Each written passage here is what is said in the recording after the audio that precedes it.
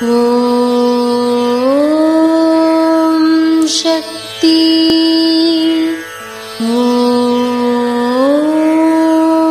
சக்தி. ஓம் சக்தி. அடுத்தவனைப் பற்றி குறை சொல்லாதே. உன் வீட்டு குப்பையே அதிகமாக இருக்கும்போது அடுத்தவன் வீட்டு குப்பையை கிளறாதே.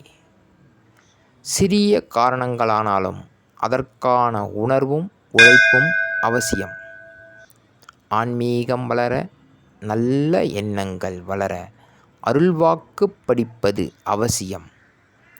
அழகான மாளிகை கட்டத் தேவைப்படும் ஒவ்வொரு செங்கல் போன்றது அன்னையின் அருள்வாக்கு. தன்னைத்தானே திருத்திக் கொள்வதற்கும் செதுக்கிக் கொள்வதற்கும் அருள்வாக்குகள் அவசியம். இது அன்னையின் அருள்வாக்கு. ஓம் சக்தி பராசக்தி. ஓம் சக்தி.